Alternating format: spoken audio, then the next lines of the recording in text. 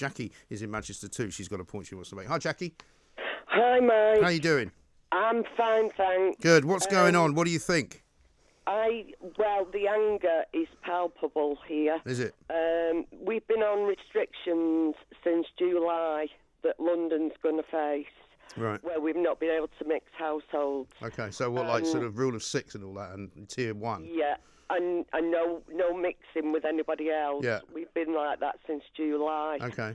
And now they're talking about bringing in tighter restrictions. Right. Manchester has lost its manufacturing. So to compensate for that, it's built up a nighttime economy. And to close the bars and the restaurants, it would just set Manchester back 20 years. And, you know, I'm a Tory voter, but I totally stand by Andy Burnham with what he's saying.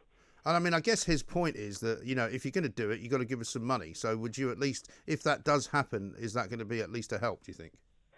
I think it will be a help because his argument is that, you know, the first lockdown was 80%, 66%, you know, it's not fair on the people of the North.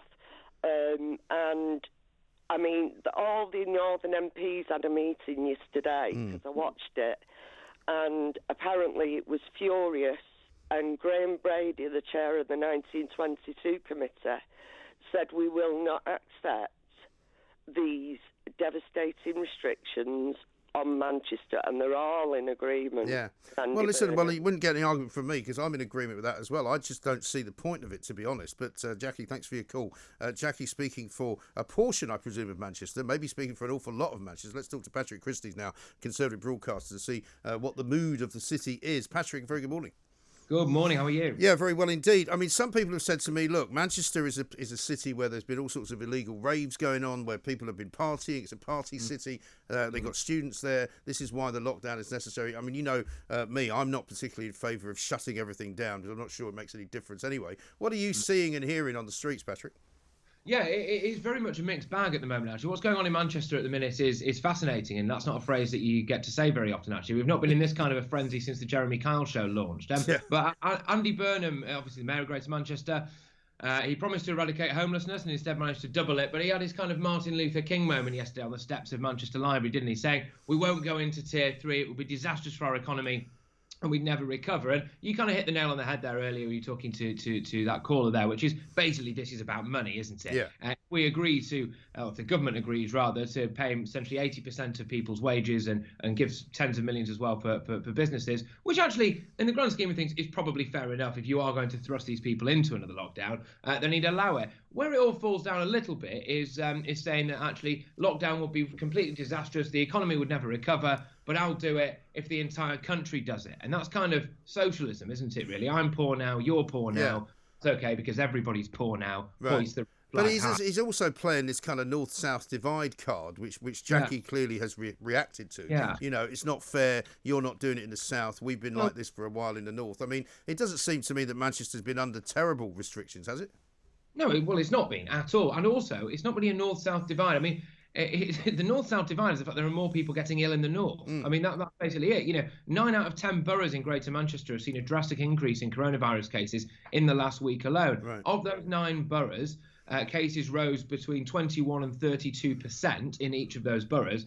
An estimate of the 130 or so people who died from COVID yesterday, 20 of them were in Greater Manchester.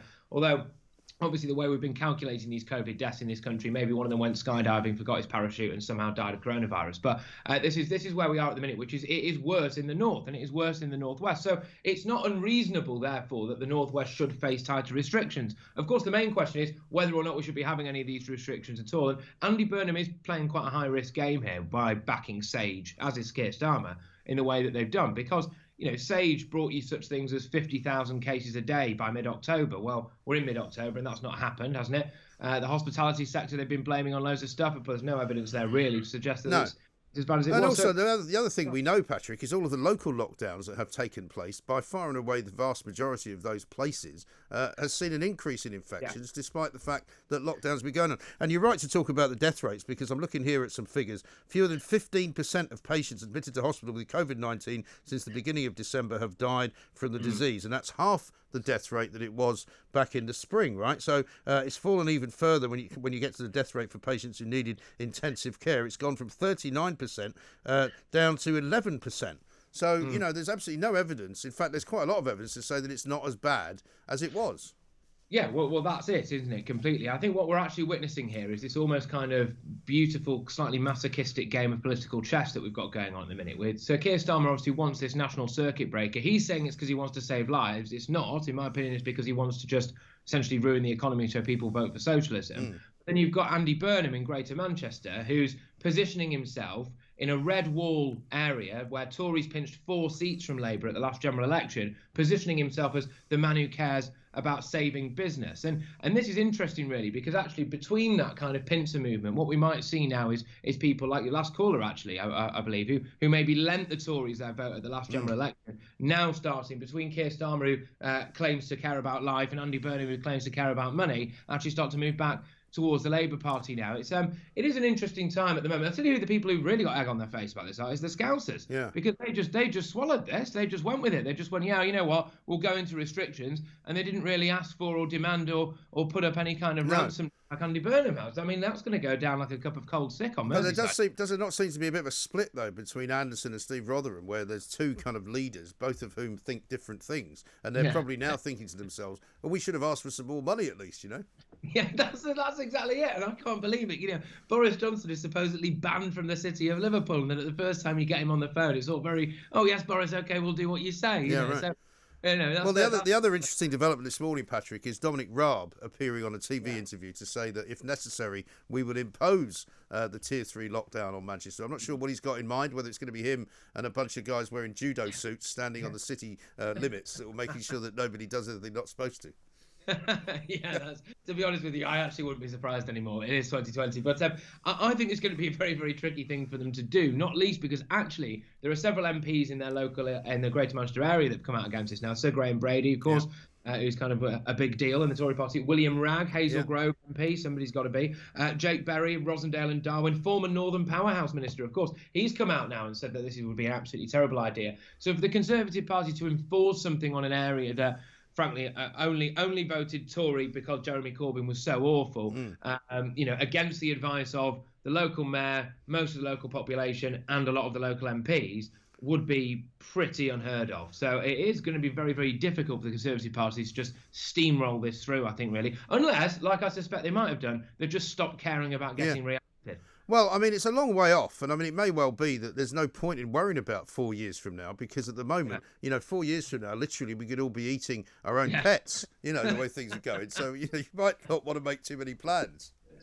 Yeah, we'll all be naked outside Aldi fighting each other for scraps of food by then, won't we? Just wearing loincloths. So maybe that's why they're doing it. But there is actually, just in terms of the mood on the ground, as it were, there is a real split here. There are lots of people who are genuinely terrified about the infection rate and about dying, frankly, and are willing to compensate and compromise, on local businesses for that. However, there are just essentially anyone who owns a business is absolutely terrified of essentially eating rats for the next 20 years, not closing. It is a real split here. So, you know, it's not like there's kind of mass, you know, popularity for one option over the other. People are very undecided about this. Yeah. Patrick, good to talk to you. Thanks very much indeed. Patrick Christys, Conservative broadcaster there with The View from Manchester, because Andy Burnham still standing up against Tory policy, against Boris Johnson, against the plan to put Manchester into Tier 3. Lancashire has already made an agreement to go into Tier 3. Wales, we are looking at now as a possibility of going into a 2-week, what they call circuit breaker lockdown, which means everything shuts down.